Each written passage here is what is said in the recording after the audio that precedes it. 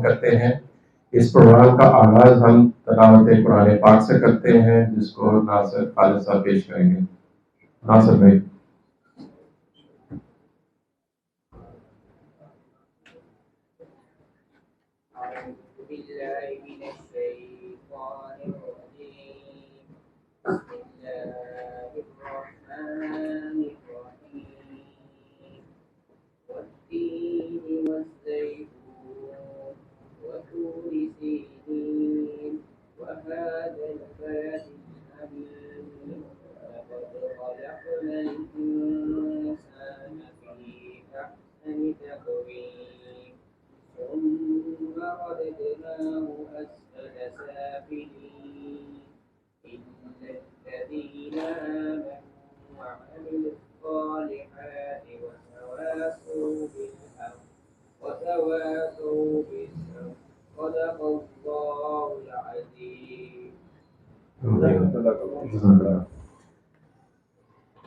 तिलावत कुरान पाक के बाद नात महमूद रसूल हमारे सोशल कल्चर सेक्रेटरी अली सबा साहब पेश करेंगे।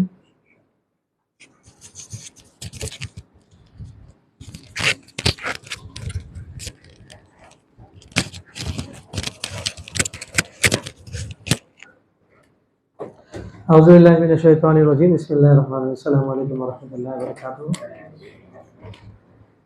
ज़हे मुक़द्दर हुज़ूरे हक़ से सलाम आया, क़याम आया,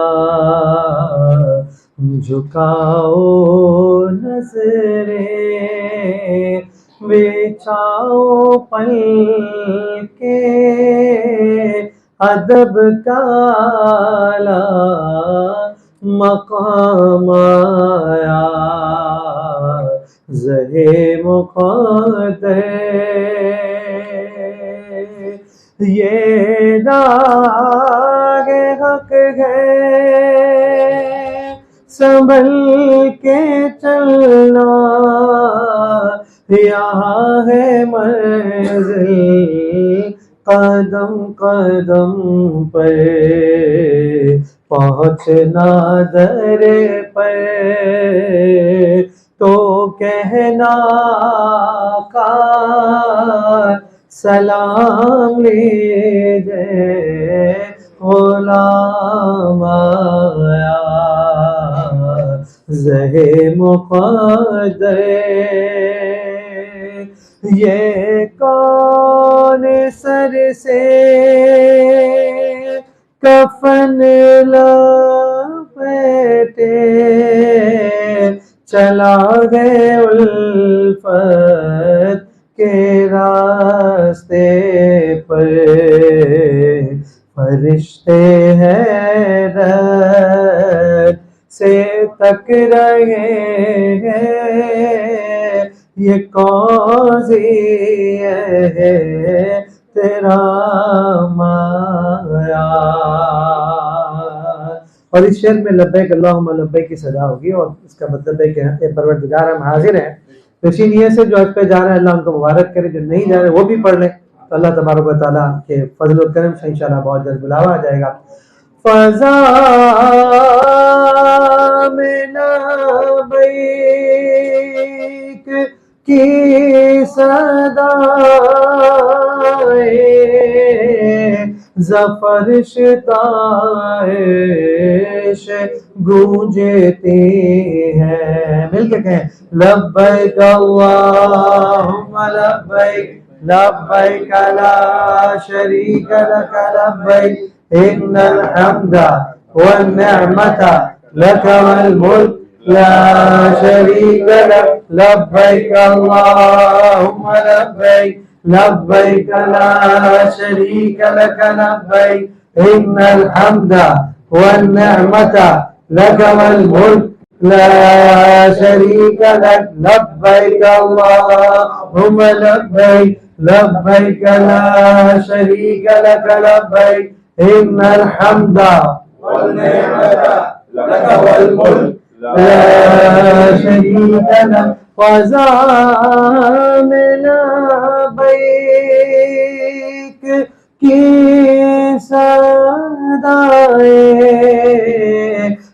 फर्श तार्श गूंजते हैं, हर एक कुर्बान हो रहा है, जुबां पे किसका नाम आया, ये कहना था बहुत से आशिक तड़पते से छोड़ आया हूँ मैं, जो बुलावे के मुंतज़िर है लेके न सुबह आया न शाम आया, ज़हे मुक़द्दर हुज़ूरे हक से सलाम आया, पयाम आया, झुकाओ नज़रें बिछाओ पलके, अदब का मकाम आया।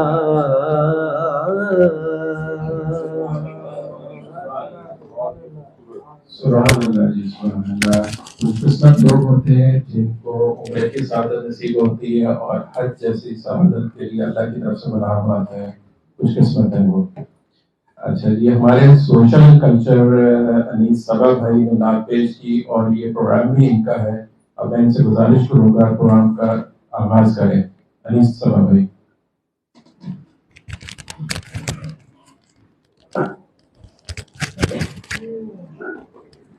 बिस्मिल्लाहिर्रहमानिर्रहीम, अस्सलाम वालेकुम रहमतुल्लाहि व बरकातहू। तमाम अहबाब का सबसे पहले तो मैं शुक्रिया अदा करूँगा, और ये इन्होंने बड़ी मोहब्बत में नदीम भाई ने कहा ये इनका प्रोग्राम है, ये हमारा प्रोग्राम है, और अल्हम्दुलिल्लाह जिस तरीके से हम सब यहाँ पे शामिल हुए हैं, स्पेशली मैं फैसल कादरी भाई का शुक्रिया अदा करूँगा कि जिन्होंने वक्त निकाला और तशरीफ लाया, और ये मोहब्बत जो है, ये सफ़र ही ऐसा है, मोहब्बत का सफ़र है। तो ये सारे चेहरे खिले हुए हैं, और ऐसा बहुत कम प्रोग्राम से होता है कि जहाँ पे अल्लाह उसके रसूल का जिक्र हो, तो इसकी तो बात ही अलग है। तो मैं आप तमाम लोगों का वंस अगेन शुक्रिया अदा करूंगा, ज्यादा टाइम नहीं लूंगा क्योंकि इनको भी आगे कहीं कमिटमेंट होगी। तो अब्दुल अहद भाई से मैं दरख्वास्त करूंगा इस दुआ के साथ कि अल्लाह तबारक व तआला जितने अहबाब यहाँ पर मौजूद हैं, सबके दिल में ये चाहत है कि हम मक्कतुल मुकर्रम और मदीनतुल मुनव्वरा का सफर इख्तियार करें। तो मैं दुआ दे रहा हूँ वो लोग जो हमें लाइव सुन रहे हैं, वो लोग जो यहाँ मौजूद हैं, कि अल्लाह तबारक व तआला हमें बार बार वहाँ का सफर नसीब फरमाए, अपने अहल अयाल के साथ वहाँ जाना नसीब फरमाए, हमारे मसाइल भी हल फरमाए और हमें वसाइल भी अता फरमाए।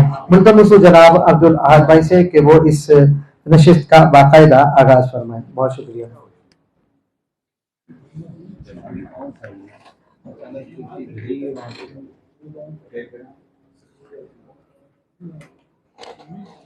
हाँ, आप इसमें ले लें, इसको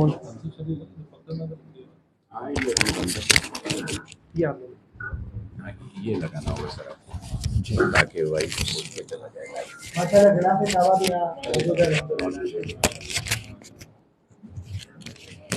ये हमारे वाइफ सुमरो भाई हैं, भाई इनके घर में ये मौजूद है अल्हम्दुलिल्लाह।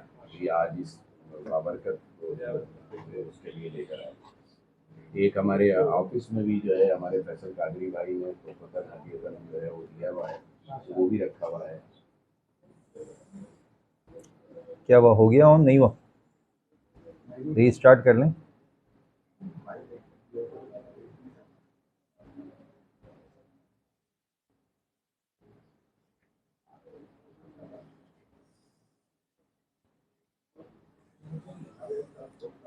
चलें, मैं तरबियत शुरू कर देता हूँ, अल्लाह पाक खैर करेगा इंशाअल्लाह। अल्हम्दुलिल्लाहि रब्बिल आलमीन वस्सलातु वस्सलामु अला सय्यिदिल मुरसलीन, अम्मा बअद, फ़अऊज़ु बिल्लाहि मिनश शैतानिर रजीम, बिस्मिल्लाहिर रहमानिर रहीम। सलातु वस्सलामु अलैका या रसूलल्लाह व अला आलिका व अस्हाबिका या हबीबल्लाह, सलातु वस्सलामु अलैका या नबीयल्लाह व अला आलिका व अस्हाबिका या नूरल्लाह। रसूलुल्लाह सल्लल्लाहु ताला अलैहि व आलिहि वसल्लम पर दुरूद पाक पढ़ने के बेशुमार फ़ज़ाइल अहादीस मुबारक और रिवायतों में वारिद हैं। एक हदीस पाक का मज़मून अर्ज़ करता हूँ। मेरे आका सल्लल्लाहु ताला अलैहि वसल्लम ने इरशाद फरमाया, बेशक अल्लाह पाक ने मेरी कब्र पर एक फ़रिश्ता मुकर्रर फरमाया जिसे तमाम मखलूक की आवाज़ें सुनने की ताकत अता फरमाई। बस क़यामत तक जो कोई मुझ पर दुरूद पाक पढ़ता है तो वो मुझे इसका और इसके बाप का नाम पेश करता है कि फ़ुलां बिन फ़ुलां ने आप पर दुरूद पाक पेश किया है। सल्लु अलल हबीब सल्लल्लाहु तआला अला मुहम्मद सल्लल्लाहु अलैहि व आलिहि वसल्लम। अल्लाह पाक का बड़ा फजल व करम हुआ कि इस साल हज करने वालों में आप में से जो हज पे जा रहे हैं उनका नाम भी शामिल हो गया। और जहाँ दुनिया भर में बसने वाले कमोवेश 2.25 अरब मुसलमान हैं, उनमें से इस साल कमोवेश 20 लाख अफराद हज करेंगे और उन 20 लाख अफराद में से आप में से वो लोग हैं जो इंशाअल्लाह इस साल हज करेंगे। तो ये बहुत बड़ी सआदत है। अल्लाह पाक की बारगाह में जितना शुक्र अदा किया जाए वो कम है। मैं तो आज़मीन हज से अर्ज़ करता हूँ कि आप जो है वो अपने हज के सफ़र का जब मुज़दा मिला, खुशखबरी मिली, तो फ़ौरन सजदे शुक्र भी अदा किया करें और 2 रकात जो है वो नफल ख़ास तौर पर शुक्राने के अदा करें कि अल्लाह पाक आपके इस सफ़र को बखैर मुकम्मल फरमाए।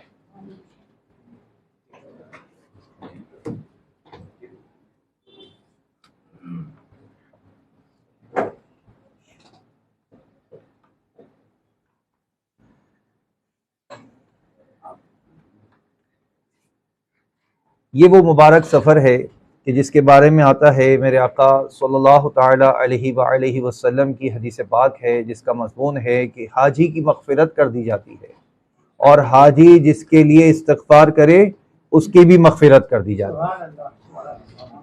400 अपने अज़ीज़ व अक़रबा घर वालों में से हाजी के बारे में आया कि 400 की शफ़ाअत करेगा।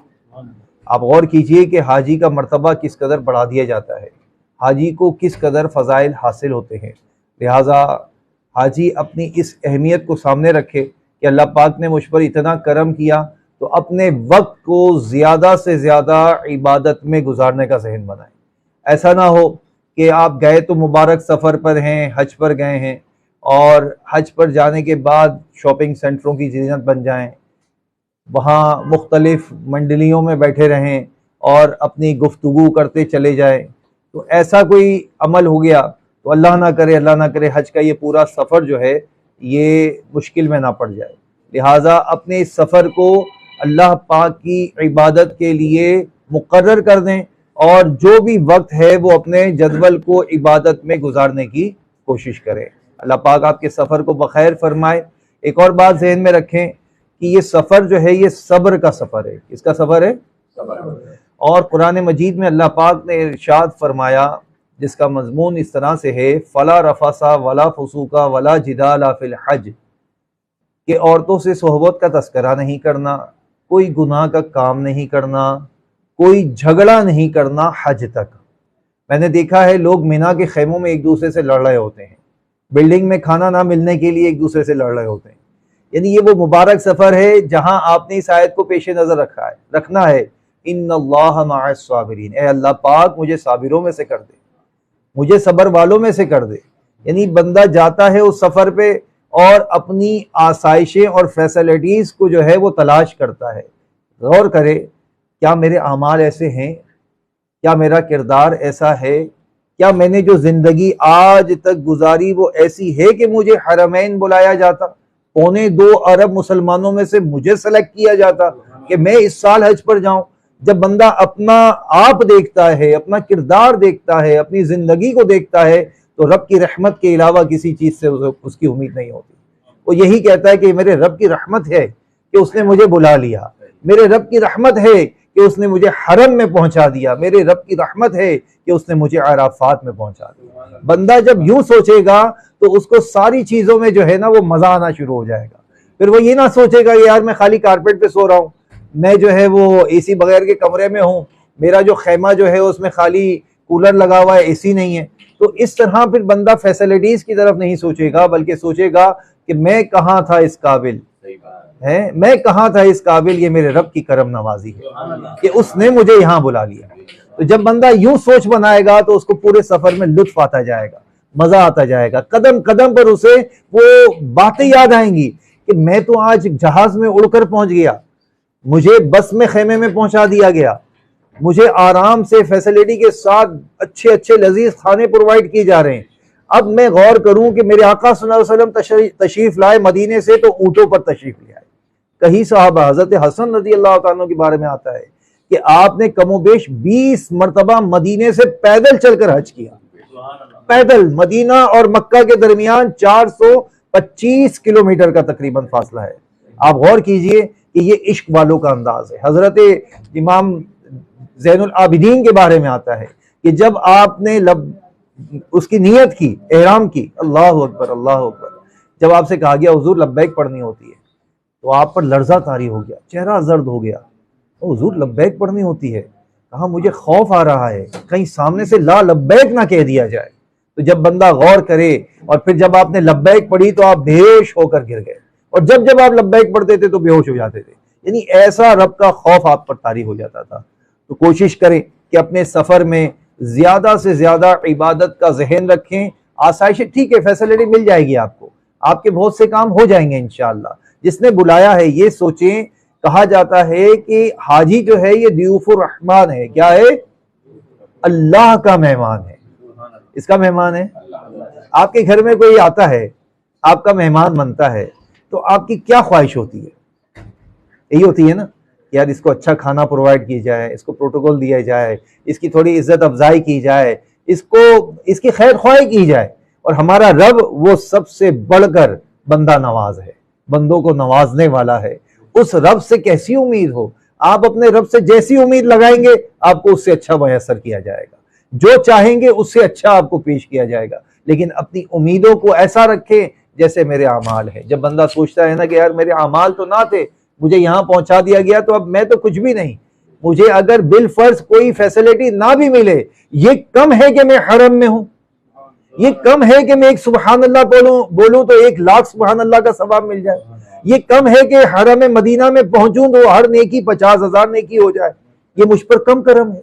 तो जब बंदा यूं सोचता है तो उसका जहन बनता है। कुछ तमहीद बांधना जरूरी होती है ताकि हाजी साहिबान का जहन बन जाए कि उन्होंने उस मकाम पर जाकर, उस मुबारक सरजमीन पर जाकर जो है वो अल्लाह पाक के इस नेमत पर शिकवा नहीं करना, शिकायत नहीं करनी। यार देखो ये भी नहीं मिल रहा, बेड अच्छा नहीं है, रूम अच्छा नहीं है, एसी अच्छा नहीं है, खैमा अच्छा नहीं है। वो इन्हीं चीजों में पड़ जाता है और फिर बाज औकात क्या होता है कि वो ऐसे काम कर जाता है जो उसके लिए यानी उसे नहीं करने चाहिए थे, लेकिन वो उन कामों को कर लेता है। तो कोशिश करें अपने सफर को बखैर रखने के लिए शुक्रगुजारी जो है इसको बजा लाएं। जितना ज्यादा शुक्रगुजारी करेंगे इंशाअल्लाह उतना आपके लिए इसमें खैर व बरकत नाजिल कर दी जाएगी। अल्लाह पाक आपके सफर को बखैर फरमाए, आसान फरमाए। आइए अब इंशाअल्लाह अज़्ज़ा वजल जो सफर है, देखिए मैं यहाँ बहुत ही मुख्तसर फिंगर टिप्स बयान करूंगा। आपका पूरा सफर 40 दिन का होगा या 20 दिन का होगा। अब 20 दिन में जो आपने करना है वो 20 मिनट में तो बयान नहीं हो सकता, है ना। तो यहां मैं खाली आपको सिर्फ फिंगर टिप्स दूंगा कि आपने क्या क्या काम करना होगा और किस किस तरीके से इस काम को मैनेज करना होगा। तो इंशाअल्लाह उल करीम मैं आपके सामने 2-3 बातें अर्ज करता हूं। जो लोग जा रहे हैं, हज की 3 अक़साम है। कितनी अक़साम है ये याद रख लें और चाहें तो नोट कर लें। हज 3 तरह का होता है। एक वो हज है जो मेरे आका सल्लल्लाहु अलैहि वसल्लम ने हज क़िरान फरमाया, उसमें हज और उम्रे का इहराम एक साथ होता है। यानी जब अपने घर से चलते हैं हाजी, जैसे पाकिस्तान से जाने वाले पाकिस्तान से चलेंगे और जद्दा की फ्लाइट होगी, तो अब वो जो नियत करेंगे वो हज और उम्रे दोनों की नियत करेंगे अगर हज क़िरान करना है। नॉर्मली हम मशवरा देते हैं जिनकी आखिरी फ्लाइट है, जैसे 22 तारीख की है, 20 तारीख की फ्लाइट है, उनको हम मशवरा देते हैं कि अगर आपने हज क़िरान करना है तो आप नियत कर लें। लेकिन जिनकी फ्लाइट अभी है 5, 6, 7, 8 तारीख को, 10 तारीख को फ्लाइट है, उनको हम मशवरा नहीं देते कि अब जाकर वहां वो उम्रा करने के बाद इतनी देर तक एहराम में रहें, ये मुश्किल होता है थोड़ा सा। तो उनके लिए हम मशवरा देते हैं कि वो हज्जे तमत्तो करें। हज्जे तमत्तो क्या होता है कि जिसमें यहां से जाने के बाद वहां उम्रा किया जाता है और एहराम खोल दिया जाता है। अब जैसे ही हज के अय्याम करीब आते हैं, 7 या 8 जुल्हिज्जा को वहां एहराम की चादरें बांधी जाती हैं। तो उस वक्त आपने अपने हज को अदा करने की नियत करनी होती है। अच्छा, अब एक बात और भी जहन में रखें कि एक तीसरी तरह का हज होता है, और वो हज ज्यादातर कौन करते हैं?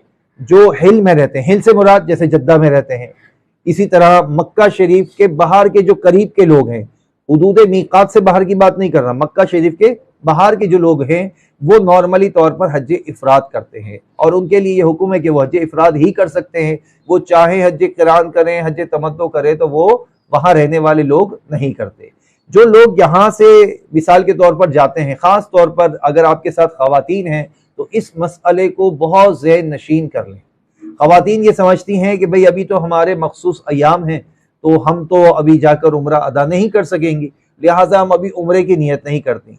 तो उनके लिए हुक्म यह है कि मीकात के बाहर से जो भी मक्का शरीफ जाएगा उसके लिए एहराम लाजमी है, वो एहराम के साथ ही जाएगा। अगर उन खवातीन की लास्ट फ्लाइट है, जैसे मैंने हज किरान वालों को मशवरा दिया, तो मैं उनको ये मशवरा देता हूँ खवातीन को कि वो हज इफराद की नियत कर लें। कौन सी नियत कर लें?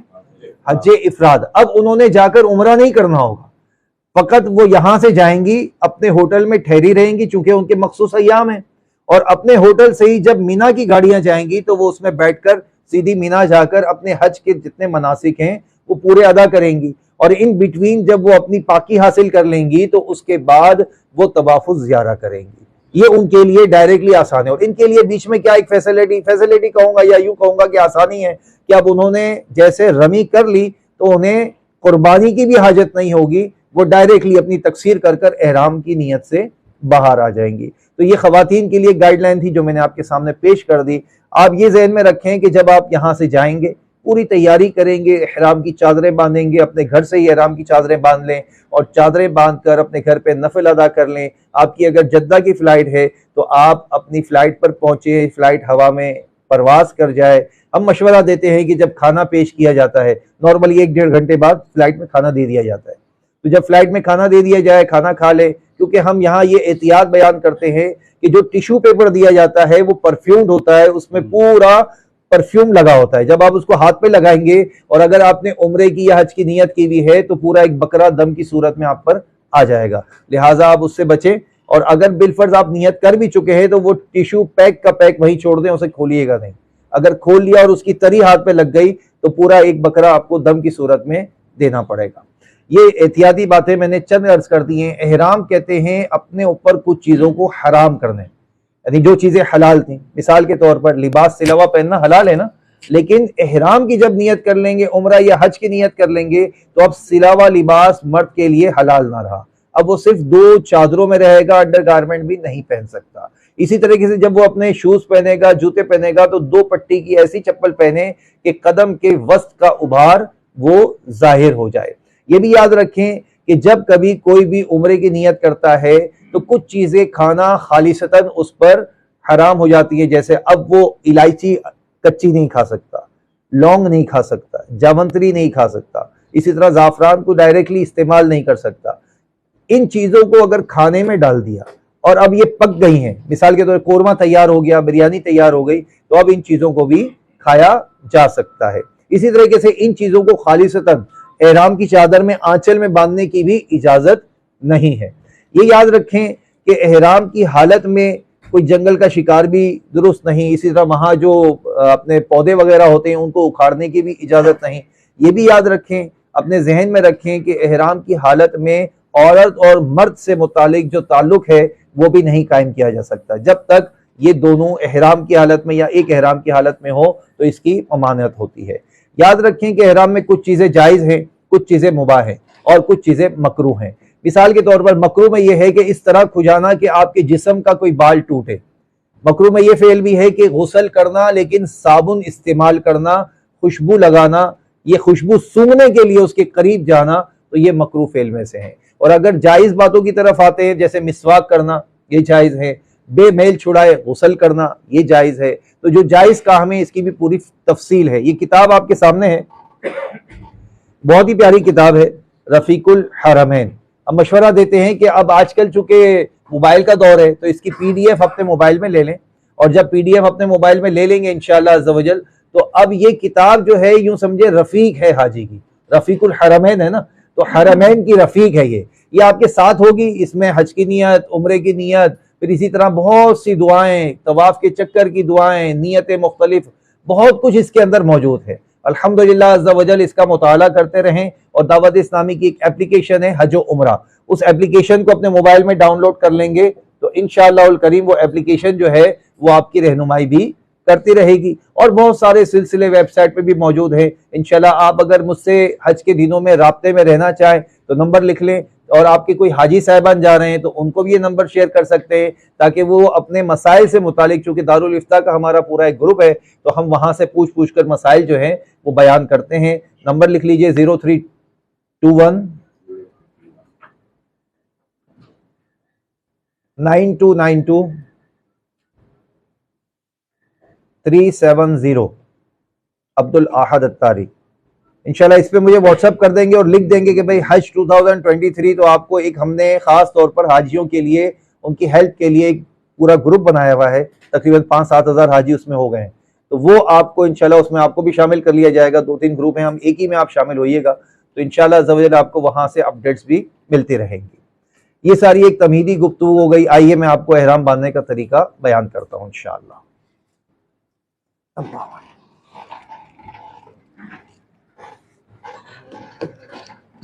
चादरें बांधने के यूं तो कई तरीके हैं, जो अनसब तरीका और बेहतर तरीका हमने महसूस किया वो आपके सामने बयान होगा। तवज्जो से देखेंगे तो इंशाल्लाह समझ आ जाएगा।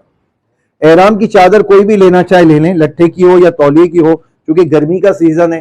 तौलिया बारीक वाला ले लेंगे तो ये आपके पसीने को जस्ट करता रहेगा, और अगर लट्ठा होता है तो उसमें क्या अंदेशा होता है कि वो जब पसीना बहुत ज्यादा आता है तो उसमें बाज़ औक़ात रानों की रंगत जाहिर हो जाती है और निशानात भी आ जाते हैं, ठीक है ना। और फिर लट्ठा अगर बिलफर्ज आप इस्तेमाल करना ही चाहते हैं तो मैं मशवरा देता हूँ पहले घर में उसको अच्छी तरह वॉश कर लें, थोड़ा मुलायम कर लें, क्योंकि उस पर कलफ लगा होता है। और जब बंदा इसी तरह उस लट्ठे को बांध लेता है तो वो कलफ से आपकी रानों पर रैशेस आ जाते हैं, तो ये भी नुकसानदेह है, ठीक है। एहराम कोई सा भी हो, मैं मशवरा यही देता हूँ कि इसको धो ले, ताकि इसके अंदर का कलफ वगैरह जो भी लगा है वो निकल जाए और आपके लिए आसानी हो। एहराम की 2 चादरें हैं। एक चादर को आपने तहबंद बनाना है। इस तहबंद को बनाने के लिए इस चादर को इस तरह से लें कि सीधे हाथ वाला हिस्सा 2 इंच इजाफी हो, ठीक है। इस चादर को अपने उल्टे हाथ की तरफ ले लें और पेट पर रख लें। कहां रख लें? पेट पर। चूंकि सीने पर रखेंगे तो सीना तो अंदर नहीं हो सकता ना, पेट अंदर होगा, तो पेट को आप अंदर कर लें इस तरीके से, और ये होल्ड करके आपने, ठीक है, इसको खींच के रखिए। मैंने छोड़ दिया फिर भी ये टाइट है, खींच के रखा हुआ है ना। दरमियान से यूं फोल्ड करें और लौट लें। जब इस तरह से आप कर लेंगे, 1 2 3 मरतबा आपने इसको लौट लिया इस तरीके से, तो अब ये आपका एहराम टाइट हो गया। इसके ऊपर बेल्ट जो बांधा जाता है वो इसकी ग्रिप के लिए नहीं होता, वो होता है अपना रकम रखनी है, पासपोर्ट रखना है, मोबाइल रखना है, मुख्तलिफ बेल्ट होते हैं। हम मशवरा देते हैं क्लिप वाला बेल्ट ले लें, अच्छा बेल्ट होगा, इससे इंशाल्लाह अज़्ज़ा वजल आपको बंद करना और खोलना आसान हो जाएगा। अब जैसे ये क्लिप वाला बेल्ट है, ये बंद हो गया और ये यहां से सीधा कर लिया, इसी के अंदर आपका सामान सारा आ गया, तो ये तहबंद बन गई, बेल्ट हो गया। ऊपर की चादर जब भी लेनी होती है तो इसकी एक छोटी सी गाइडलाइन है, वो भी ज़हन में रख लें। जब आप ऊपर की चादर लेंगे तो इस चादर को, ये जो उल्टा हाथ वाला सिरा है इसको थोड़ा सा छोटा रखिएगा, ठीक है, ताकि ये जैसे छोटा रखा और आपने तहबंद में यूं खुरस लिया है इसको, और ये जो सीधे हाथ वाला सिरा है इसको इस तरीके से उल्टे कांधे पे डाल दिया, ठीक है। ये हो तो गया, लेकिन इसमें क्या होता है कि जब मतलब झुकता है, रुकू सजदे में जाता है या बैग वगैरह उठाने के झुकता है तो ये गिरता रहता है, तो इसको सीधे हाथ से ही लौट कर दूसरे कांधे पे यूं ले लीजिए। अब आपने इसको यूं ले लिया तो अब ये आप झुकेंगे, रुकू करेंगे, सजदा वगैरह में जाएंगे तो बार बार चादर गिरेगी। इसी तरीके से जब खाने काबा का तवाफ करना होता है तो उस वक्त इस्तिबा करना होता है। लोग ये सवाल करते हैं कि 3 फेरों में होगा या 7 फेरों में होगा। जब भी सीधा कांधा खोला जाएगा तो ये 7 फेरों में खोला जाएगा, ठीक है। और जैसे 7 फेरे मुकम्मल हो जाएंगे तो अब सीधा कांधा ढाप लिया जाएगा। कैसे खोलेंगे? जैसे हमने ये चादर डाली थी, इस चादर को एज इट इज रखें और सीधा हाथ ऊपर से निकाल लें, इसके नीचे से ये चादर यूं डाल दी और ये आपका सीधा कांधा खुल गया। इसको इस्तिबा कहते हैं। तवाफ के 7 फेरों में इस्तिबा होता है। जैसे आपका तवाफ मुकम्मल हो जाए तो अब आपने इस्तिबा खत्म करना है। 3 फेरों में रमल होता है, 3 फिनों में क्या होता है? रमल होता है। रमल कहते हैं उछल कूद कर लोग चल रहे होते हैं। तो आपने उछलना कूदना नहीं है, बल्कि आपने सीना चौड़ा करके, मुट्ठियां बांधकर, जैसे यूं समझे किसी पे रोप डालने के लिए चलते हैं ना, तो यूं सीना चौड़ा करके। ये रमल की बायोग्राफी बहुत तफसील है उसकी कि मेरे आका सल्लल्लाहु अलैहि वसल्लम ने सहाबा कराम अलैहिम रिज़वान को क्यों रमल करने का फरमाया। ये कुफ्फार पर रोप के लिए। किस पर? कुफ्फार पर। उस दौर, चूंकि कुफ्फार उस वक्त हरम में हुआ करते थे, तो कुफ्फार पर रोब के लिए ये रमल करने का हुक्म दिया गया ताकि उन पर रोब कायम हो, और वो आज तक बाकी रखा गया। ये सुन्नत मुक्कदा है। बिलफर्ज किसी सबब से, जैसे रश बहुत ज्यादा हो जाता है, किसी सबब से आप रमल नहीं कर सके तो नॉर्मल हालत में चल लें, क्योंकि ये रमल सुन्नत मुक्कदा उस सूरत में तर्क किया जा सकता है कि जब आपके पास स्पेस नहीं हो। आइए अब उम्रे की तैयारी आपको मैंने बताया, घर से इहराम की चादरें, 2 रकात नफल पढ़ लिए, एयरपोर्ट चले गए। अब जहाज के अंदर आपने नियत करनी है। नियत अपनी जबान में भी कर सकते हैं, बहुत ही आसान है। ए अल्लाह अज़्ज़ा व जल, जब आपको नियत करनी होगी उस वक्त ये अल्फाज दोहराएंगे कि मैं तेरी रिजा के लिए उम्रे का इरादा करता हूँ, मैंने इसका एहराम माना, तो इसे कबूल फरमा ले और मेरी तरफ से, और इस पर मुझे इस पर मुझे सवाब अता फरमा। ठीक है, तो ये आपने एक नियत अपनी मादरी जबान में, यही नियत अरबी में किताबों में लिखी है। आपने अरबी पढ़ ली लेकिन आपको पता ही नहीं कि क्या पढ़ा। नियत किसको कहते हैं? दिल के इरादे को।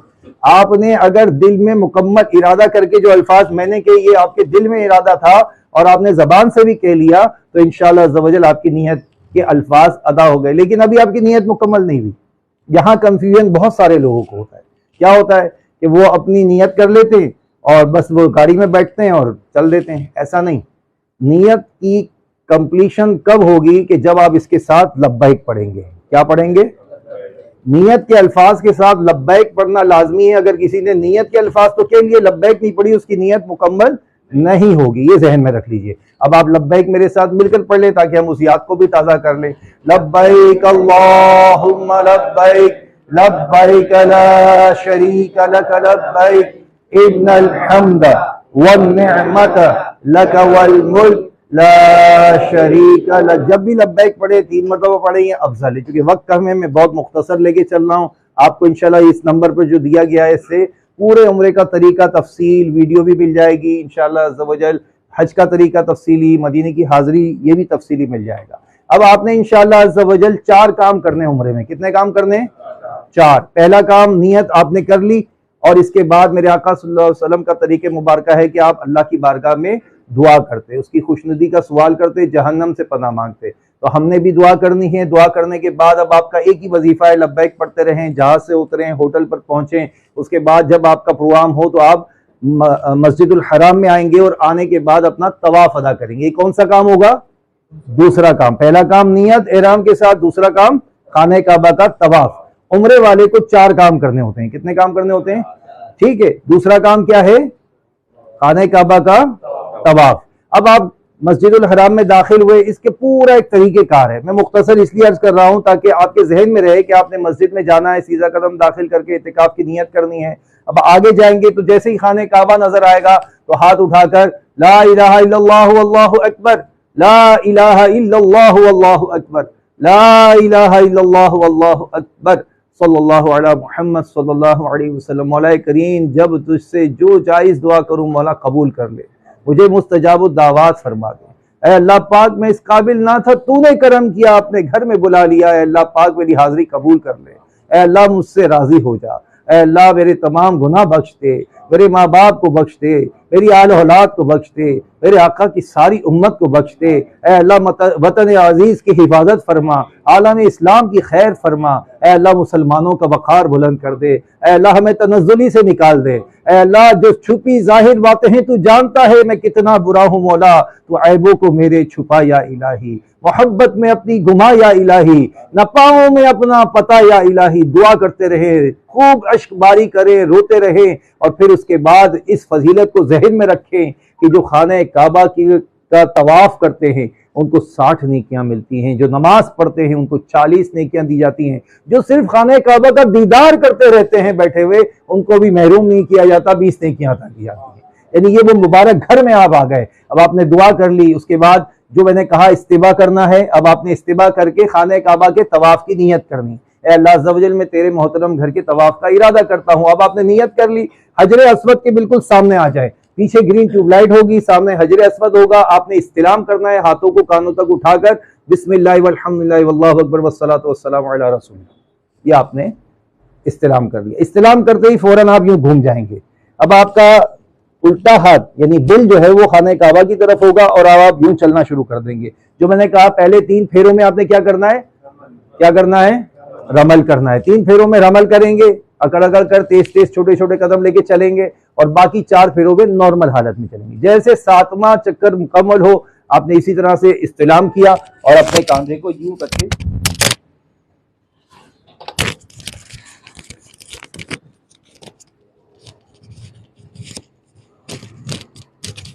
अपने कांधे को यूं करके आपने ढांप लिया।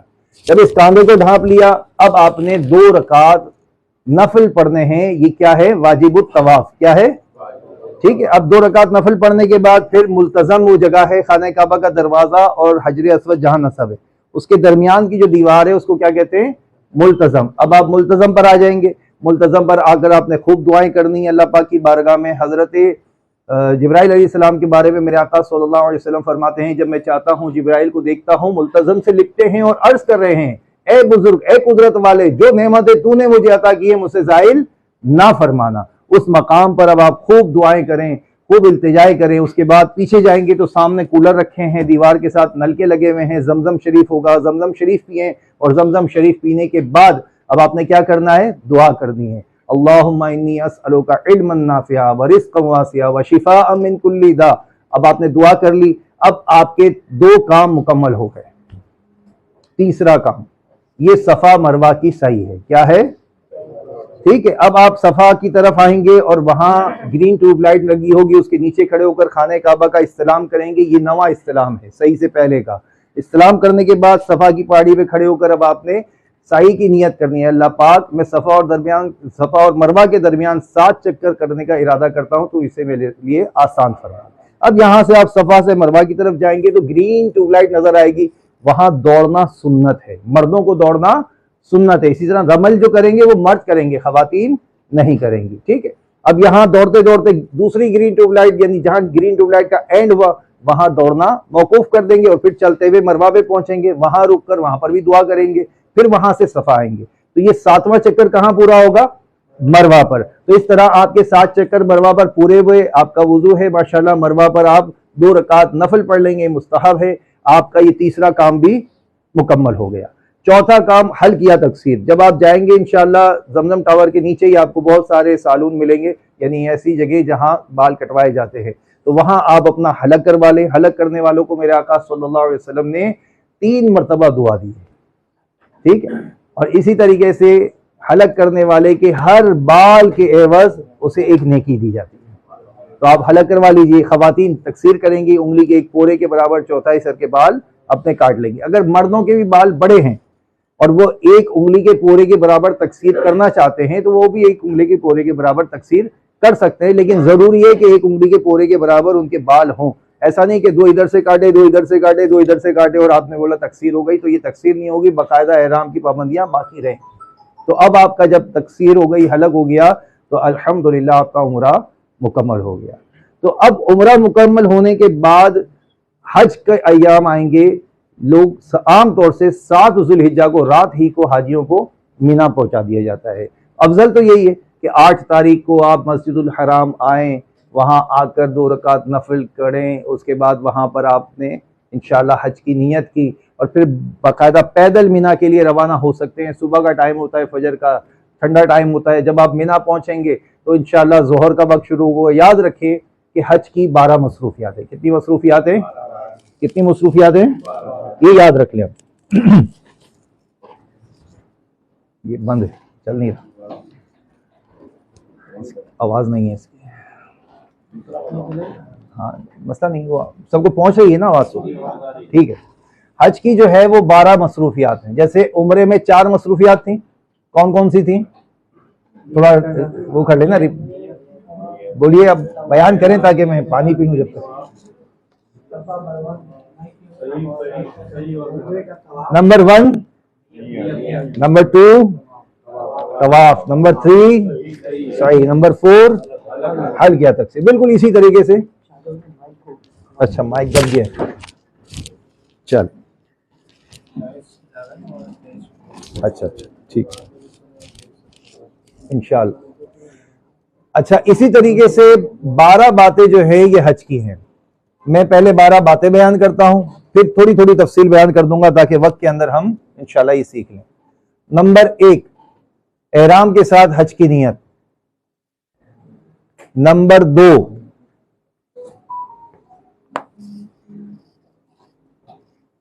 मीना का पहला क़याम 5 नमाजें। नंबर 3, वुकूफ़ अरफा 2 नमाजें। नंबर 4, वुकूफ़ मुज़दलिफ़ा 3 नमाजें। नंबर 5, 10वीं बड़े शैतान की रमी। नंबर 6, हज की कुर्बानी।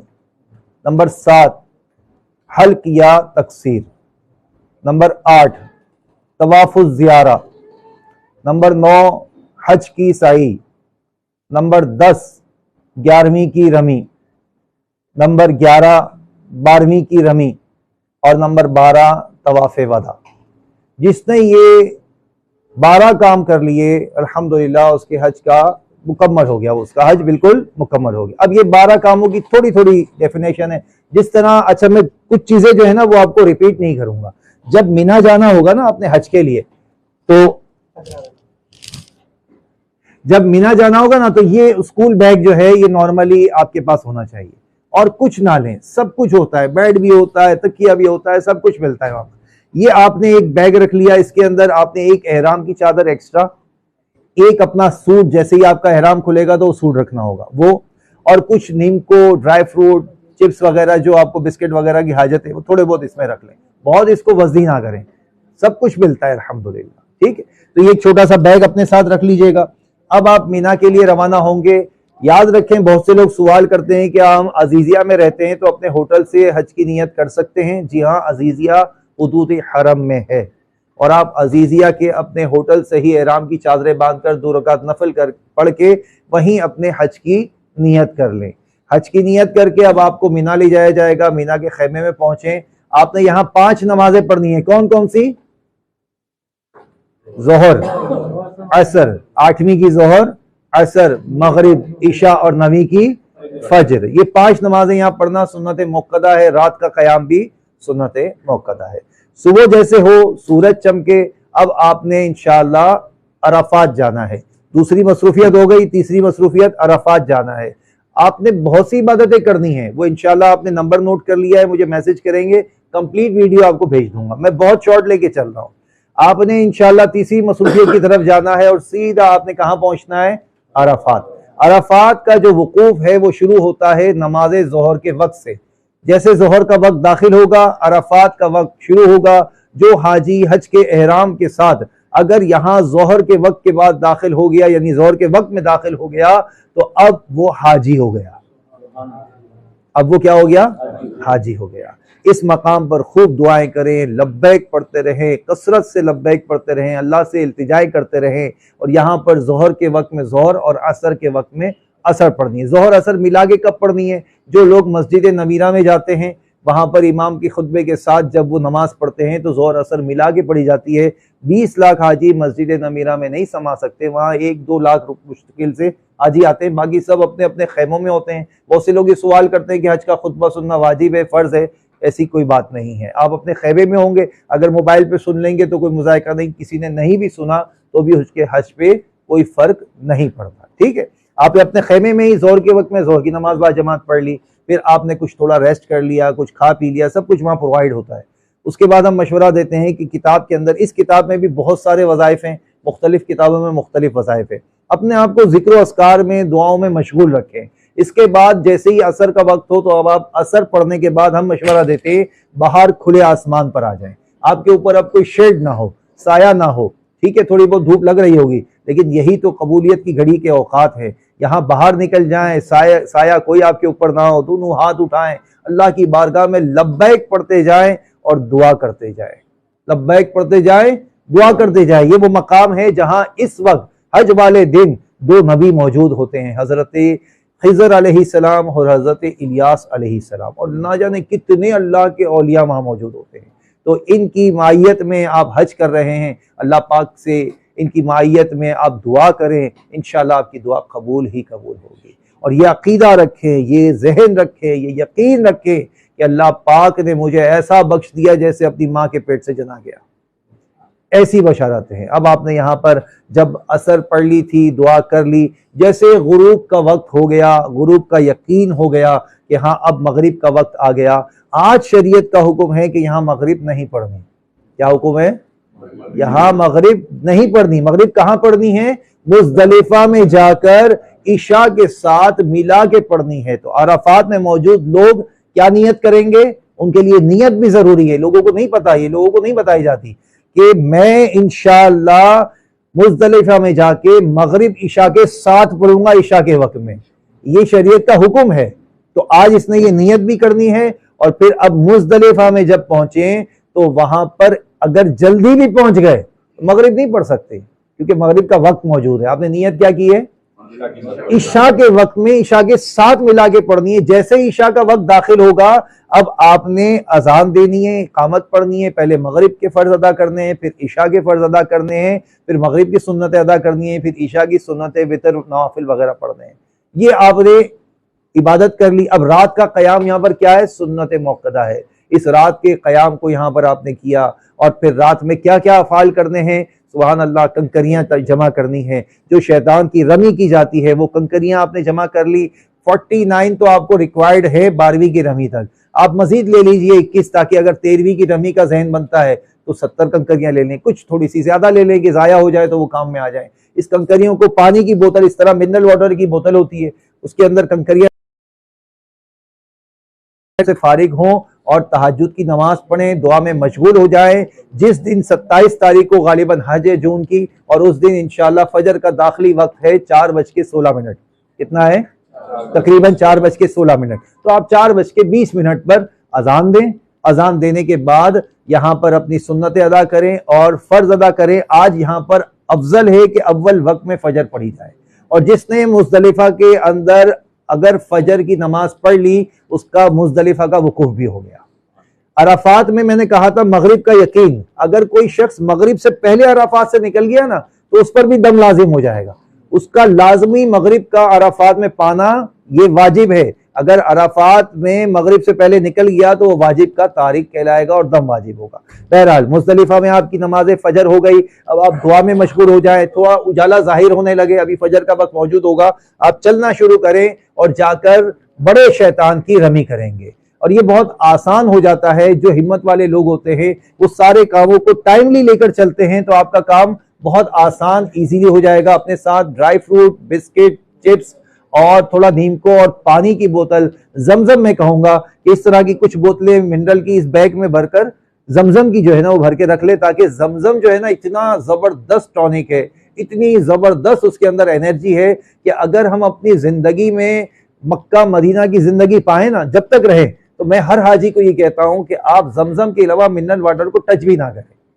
यानी आपके लिए फैसिलिटी, यहां हम 10 रियाल का, 7 रियाल का, 8 रियाल का 5 लीटर का कैन लेते हैं मिनरल वाटर का, और जमजम बिन दाऊद से अगर आप खरीदेंगे तो वहां से 5.5 रियाल की 5 लीटर की बोतल मिल जाती है। आप वो लेते जाएं, इस्तेमाल करते जाएं, अपने लिए पानी की जगह जमजम लाजमी कर लें। और अगर फ्री में भी लेना चाहते हैं, इसके भी मकामात हैं, मक्के शरीफ में भी मकामात हैं, वहां से आप फ्री भर सकते हैं। इसी तरह मदीने शरीफ में जो मस्जिद क़बामा है उसके करीब एक पूरा रूम बना हुआ है जहां से जमजम शरीफ फ्री प्रोवाइड किया जाता है। बहरहाल अब आप मुज़दलिफा में नमाज पढ़ के रमी के लिए गए। आज 10वीं को बड़े शैतान की रमी करनी है। किसकी करनी है? एक शैतान की रमी करनी है बड़ी। जब आप जमरात पर जाएंगे तो जमरात एक बहुत बड़ा प्लाजा है, 4 मंजिलें हैं, हर मंजिल में से कहीं से भी आपने रमी की वो दुरुस्त है। असल कंकरी जाती वही है जो इब्तिदा में था।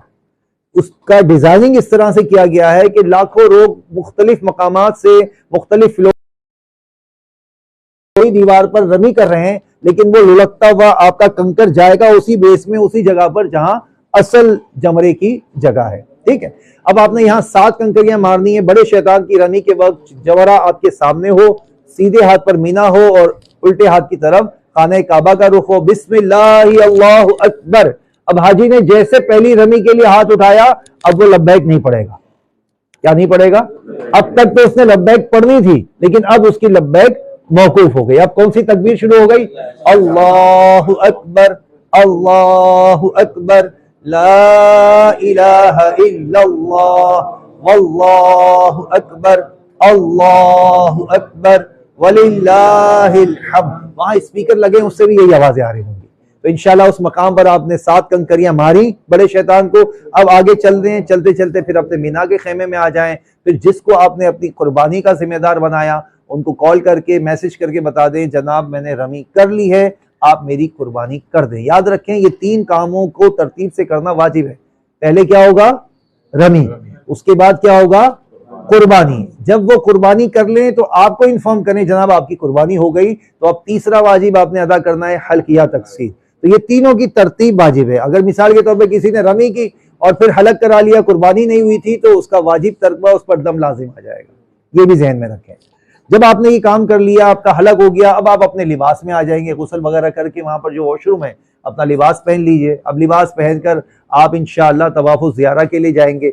आप 10वीं की फजर से लेकर 12वीं की गुरूब तक किसी वक्त में भी तवाफ़ुज़ ज़ियारा के लिए जा सकते हैं, तवाफ़ुज़ ज़ियारा कर सकते हैं। 12वीं की गुरूब हो गई, तवाफ़ुज़ ज़ियारा नहीं किया तो दम हो जाएगा, फिर भी तवाफ़ुज़ ज़ियारा तो करना पड़ेगा।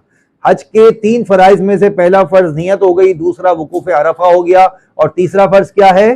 तवाफ़ुज़ ज़ियारा। जिसने तवाफ़ुज़ ज़ियारा नहीं किया, औरतें उस पर हलाल नहीं होंगी। औरतें मर्दों पर हलाल उस वक्त तक नहीं होंगी जब तक हज करने वाला तवाफ़ुज़ ज़ियारा ना कर ले। अब तवाफ़ुज़ ज़ियारा कर लिया तो ठीक है, इज़्दिवाजी जिंदगी अपनी बदस्तूर रहेगी इंशाअल्लाह। अब तवाफ़ुज़ ज़ियारा का तरीका मुख्तलिफ है, लेकिन याद रखें कि जब आपने उम्रे का तवाफ़ किया था तो आप 2 चादरों में थे। तवाफ़ुज़ ज़ियारा में आप किस में हैं? लिबास में हैं। अब आप लिबास में तवाफ़ करेंगे तो इसमें इस्तिबा नहीं होगा, लेकिन इसमें भी 3 फेरों में आपको रमल करना होगा। तवाफ़ का तरीका मैं पहले बता चुका हूँ, वही होगा। इसी तरह से तवाफ़ करने के बाद अब आप आएंगे, सही करेंगे। सही का तरीका भी वही है, लेकिन फ़र्क क्या है? यहाँ लिबास में है, वहां चादरों में थे। ये सही के अंदर फर्क होगा। ये आपके माशाल्लाह 9 काम पूरे हो गए। आपने अल्हम्दुलिल्लाह हज के अक्सर काम पूरे कर लिए। अब दोबारा मीना में आए, रात वहां गुजारे। 11वीं की रमी और 12वीं की रमी दोनों का वक्त जोहर से शुरू होता है। कब शुरू होता है? और यहाँ पर 11वीं और 12वीं को तीनों शैतानों को रमी करनी है। पहले छोटे शैतान को 7 कंकरियां। पहले हमने क्या किया था? बड़े शैतान को मारते वक्त मीना हमारे सीधे हाथ पर था, खाने काबा हमारे दिल की जानिब यानी उल्टी जानिब था। लेकिन आज जब छोटे और मंझले शैतान की रमी करेंगे तो रुख हमारा किबला तरफ होना चाहिए। कहाँ होना चाहिए?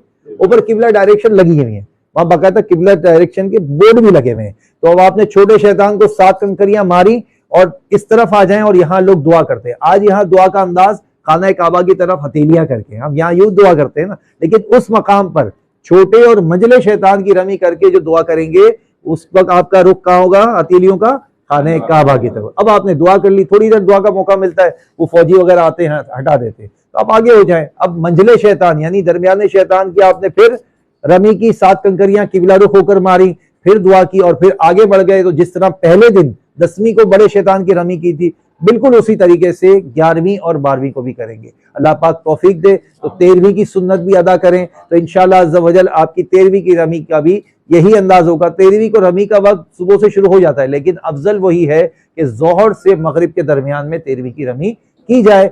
इंशाअल्लाह आपके ये अमाल मुकम्मल हो गए, फिर आप अपने होटल में पहुंच जाएंगे। और आखिरी काम क्या रह गया आपका? याद रहा किसी को?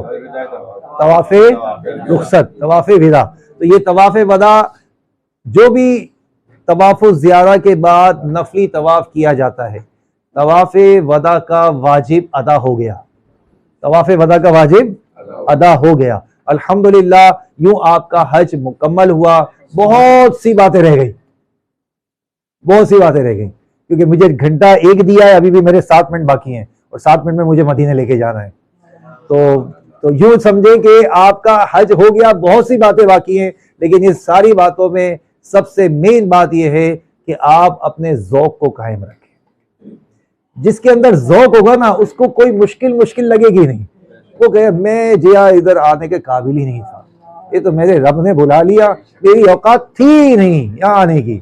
बस जब बंदा यूं सोचेगा ना, तो उसको सारी चीजों में राहत लगेगी, सारी चीजों में लुत्फ उठाएगा। अब इंशाअल्लाह, वो बड़ा प्यारा शेर है, हसन हज कर लिया, काबे से आंखों ने जिया पाई। चलो देखे वो बस्ती जिसका रास्ता दिल के अंदर है। हम मदीने क्यों जाते हैं? बहुत से लोग सवाल करते हैं, कुछ कहना चाहेंगे? पढ़े। हम मदीने में तन्हा निकल जाएंगे और गलियों में मसदल भटक जाएंगे। हम वहाँ जाके एक बैग टूट चुका है, इसको बहुत आराम से बैग में डालिएगा। ये ढूंढते ढूंढते लोग थक जाएंगे।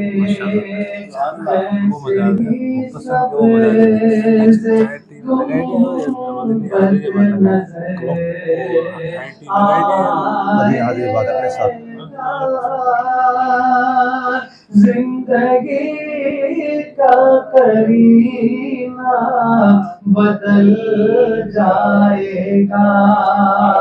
क्या मुझसे है कि उनकी चश्मे तो है की खबर, किस मुसाफिर को है कितना शौक सफर। हम तो इकबाल जब इजाजत मिली अंबिया का के दरबार तक जाएंगे।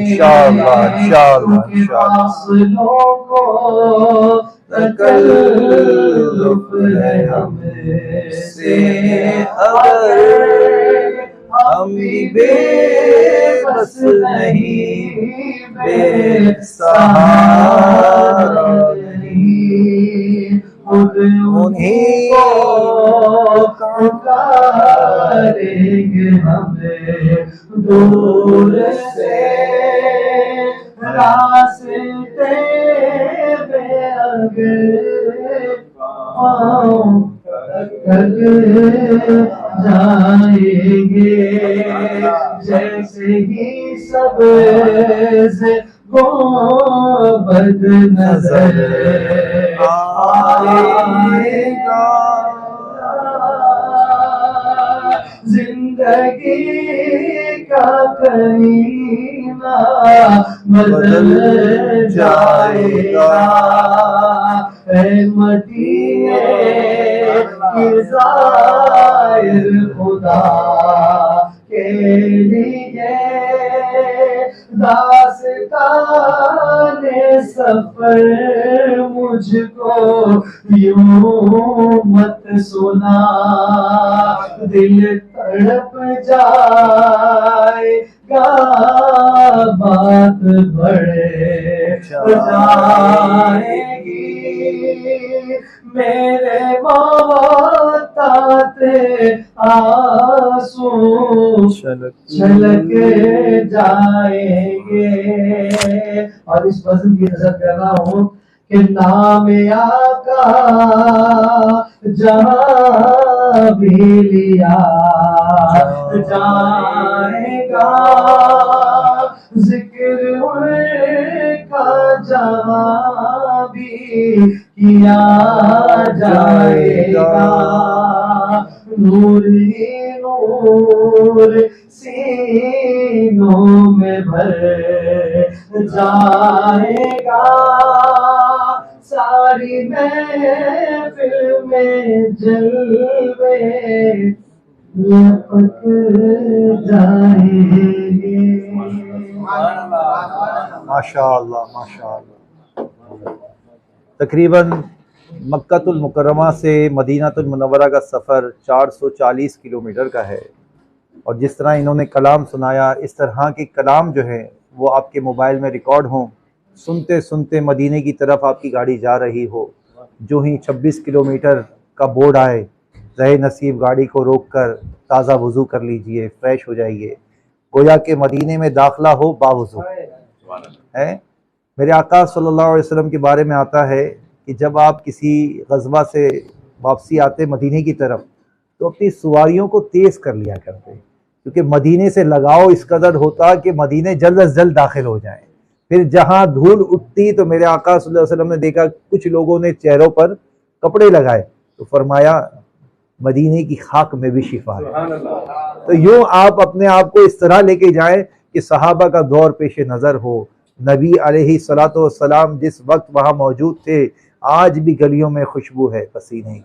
वो मुबारक मदीना जिसके मकाम पर हाजिरी के लिए हर आशिक तड़पता है, उस मुबारक मदीने में आपकी हाजिरी होती है। इंशाअल्लाह अज़ीम आप अपने होटल पे जाएंगे, बिल्कुल रिलैक्स हो जाइएगा। ये हम मशवरा देते हैं कि आप कुछ आराम कर लें, सो जाएं थोड़ी देर, थके हुए होंगे ना, 8 घंटे में बस नॉर्मली लेकर पहुंचती है, अगर प्राइवेट गाड़ी भी हो तो वो 4.5 घंटे तो लगी जाते हैं। तो आदमी सफ़र की थकन से रिलैक्स हो जाए। फिर जहां आप बहुत सारी चीज़ें खरीदते हैं, मैं मशवरा देता हूं हाजियों को 3 नए सूट अपने साथ ले जाएं, चाहे तो ज़्यादा ले जाएं लेकिन 3 कम अज़ कम नए सूट हो कि जब आप मक्के शरीफ पहुंचे, आपने उम्रा किया तो अब एक नया सूट पहन लें हरम मक्का की ताज़ीम के लिए। फिर जब आपने हज कर लिया, हज करने के बाद अब आप जो नया सूट पहने, हज के बाद की जिंदगी का नया सूट पहने। सुभान अल्लाह। और जब मदीने में हैं, अब दरबार रिसालत में जाने का वक्त आया, उस मकाम पर जाने के लिए जहां फरिश्तों का नुज़ूल होता है दिन में 2 मरतबा। 70,000 सुबह आते हैं और शाम तक रहते हैं, और जो शाम को 70,000 आते हैं वो सुबह तक रहते हैं। और इन फरिश्तों को जिंदगी में सिर्फ यही हाजिरी मिलती है, जो एक बार आए दोबारा ना आएंगे। हम जैसे गुनाहगार फजर पड़ी फिर हाजिरी दें, जोहर पड़ी फिर हाजिरी दें, 8 दिन तक रहे फिर हाजिरी दें। हमारे लिए दरबार खुला हुआ है, हमारे लिए कोई ममानत नहीं है, लेकिन फरिश्ते अपनी पूरी जिंदगी के अंदर अबद से अजल तक यानी आखिर तक वो सिर्फ एक ही मरतबा आएंगे। और हम कैसे खुश नसीब हैं कि 8 दिन कमोबेश हम मदीने में पाएंगे। सुभान अल्लाह। 5 नमाजें मस्जिद नबवी अला साहिब सलातो सलाम में अदा करें, क्योंकि हदीस पाक है, मेरे आका सल्लल्लाहु अलैहि वसल्लम ने फरमाया, इसने वुजू किया और मेरी मस्जिद में नमाज अदा की, उसको हज का सवाब मिलेगा। एक और हदीस पाक है कि जो वुजू करके अपने मस्जिद कुबा गया और वहां जाकर उसने नमाज अदा की, उसे उम्रे का सवाब मिलेगा। यानी मदीने में ये दोनों सवाब भी मयस्सर है, कोई लेने वाला होना चाहिए। फिर मदीने में जब आप जाएंगे इंशाअल्लाह, तैयार होंगे, नया लिबास पहन लिया, ज़े नसीब टोपी इमामा जो भी आप पहनते हैं वो पहन लीजिए, खुशबू लगा लीजिए और फिर तैयार हो जाइए। यहाँ पर आदमी किसी पर्सनैलिटी के साथ जाता है, कहीं उसकी मीटिंग होती है तो कितनी तैयारी करता है, कितना मतलब इंतजाम करता है, एहतिमाम करता है। तो वो दरबार रिसालत है, उससे बढ़कर कोई बारगाह नहीं। कुरान में अल्लाह पाक ने फरमाया, सूरह निसा आयत नंबर 64 पारा नंबर 5 इरशाद होता है, वो मजमून अर्ज करता हूं कि अगर वो अपनी जानों पर जब जुल्म कर बैठे, ए महबूब तुम्हारे हुजूर हाजिर हों और अल्लाह से मुआफी चाहें और रसूल उनकी शफाअत फरमाएं, तो अल्लाह को बहुत तौबा कबूल करने वाला मेहरबान था। ये कुरान ने हमें गाइडलाइन दे दी। मदीने क्यों जाते हैं? अल्लाह पाक ने फरमाया कि गुनाह हो जाए, नबी के दरबार हाजिरी दो और अल्लाह से माफी चाहो, नबी शफाअत करेंगे, अल्लाह पाक तुम्हारी तौबा कबूल कर लेंगे। ठीक है। फिर एक और हदीस पाक ज़हन में रखें, मन ज़ारा कब्री वजबत लहू शफाअती, जिसने मेरी कब्र अनवर की ज़ियारत की उसके लिए मेरी शफाअत वाजिब हो गई। और उलमा फरमाते हैं कि अब तो कब्र अनवर की ज़ियारत मुमकिन ही नहीं है, अब तो पंचगोशा दीवार, फिर उसके भी नीचे और फिर कहाँ कब्र अनवर। अब जो शख्स मवाजे अक़दस पर भी हाजिर हो गया, गोया उसको भी ये फजीलत मिलेगी। तो अब आप इंशाअल्लाह अज़्ज़वजल तैयार हो गए, अपने घर से चले। कुछ वहाँ के उसूल हैं, वो उसूल ये है कि बाबुल सलाम से ही अब दाखिला मिलता है। पहले बाबुल बकी से भी हम हाजिरी दिया करते थे, लेकिन अब वहां से दाखिला नहीं होता। अब क्या इंतजामी उमूर क्या है कि आपको बाबुल सलाम आने दिया जाएगा, बाबुल सलाम से आप जाएंगे। आप याद रखें कि जब मस्जिद नबवी अला साहिब सलातो सलाम में कदम रखें, चंद सेकंड खड़े हो जाएं, गोया के किसी के दरबार में हाजिर होते हैं ना, इजाजत लेते हैं ना, आंखें बंद करके सलातो वस्सलाम अलैका या रसूल अल्लाह, सीधा कदम दाखिल रखे, सुभान अल्लाह। मस्जिद में दाखिले की दुआ पढ़ लीजिए, एहतिकाफ की नियत कर लीजिए, चलते चले जाइए। अब यहाँ मीना मनाजिर हैं, झूमर है, लिखाई है, सब अल्लाह के फजल से बहुत आलीशान है, लेकिन अभी कहाँ जाना है? अल्लाह पाक के रसूल के बारगाह में हाजिरी देनी है। खास नियत ये होनी चाहिए। दुरूद और सलाम पढ़ते पढ़ते निगाहें नीचे की है, आपके पास चप्पल भी नहीं होनी। बहुत से लोग नजर आएंगे बगल में चप्पल दबाए होंगे या हाथ में यूं चप्पलें पकड़े होंगे, कहा जा रहे हैं दरबार रिसालत में। आप किसी वजीर आजम के पास, किसी गवर्नर के पास, अरे वो तो बहुत दूर की बात, हमारे सदर के पास भी कोई इस तरह नहीं आएगा चप्पलें लेकर कि जनाब आपके दरबार में आया हूं। कोई आएगा? कभी नहीं आएगा ना। तो आप गौर कीजिए कि वहां पता नहीं अकल कहां चले जाती है। और फिर वो मोबाइल ये इसको लिए जनाब लाइव, अब घर में औरतें बैठी हुई हैं बेपर्दा, उनके सर पे दुपट्टा भी नहीं है, वो अगरचे इनको देख रही हैं अपने शोहर को या जो भी महरम है, लेकिन सारी दुनिया के लोगों की निगाह उन पर पड़ रही है और मुबारक दरबार में जा रहे हैं। तो आप खुदारा इसको सारी चीजों को छोड़कर फकत, मैं तो कहता हूं मोबाइल भी घर पे रख कर जाएं कि ये हाजिरी ऐसी हो कि अल्लाह के रसूल के दरबार में हाजिरी हो। अब आप चलते चले जाएं, नीची निगाहें किए और बिल्कुल आंखें बंद हो, लोगों के हुजूम में आप चलते चले जाएं। वहां कतार लगी हुई है, कतार में लगेंगे तो जल्द अज जल्द निकाल दिए जाएंगे। मशवरा देते हैं कि 2-3 हाथ पीछे हो जाएं, यहाँ पर लोग खड़े होते हैं, फिर पर्दा लगा होता है, पर्दे से भी उस तरफ लोग गुजर रहे होते हैं, तो पर्दे के उस तरफ हाजिरी मिले तो ज्यादा जबरदस्त है कि वहां पीछे की तरफ आप 10, 12, 15 मिनट भी खड़े रह सकते हैं।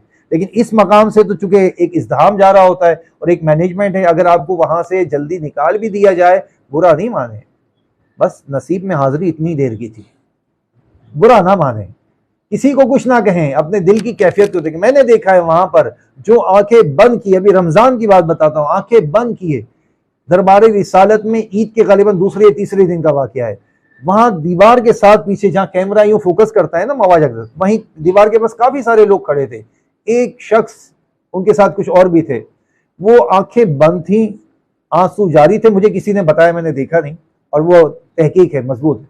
तो वहां माशाअल्लाह वो खड़े रहे 35 मिनट बताते हैं, बोला उनकी आंखें बंद थी, उसको किसी पुलिस वाले ने हाथ तक नहीं लगाया, आंसू बह रहे थे, वो गोया के नबी पाक सल्लल्लाहु अलैहि वसल्लम से आंखें बंद करके बातें कर रहे थे, किसी पुलिस वाले ने हाथ नहीं लगाया। जैसे उनकी आंखें खुली ना तो पुलिस वाला करीब आया, बोला माशाअल्लाह तबारकल्लाह बारकल्लाह, उनको बहुत प्यार से वो दी, मतलब थपकी मारी, और फिर वो खुद ही वहां से निकल कर बुलबकी से बाहर आ गए।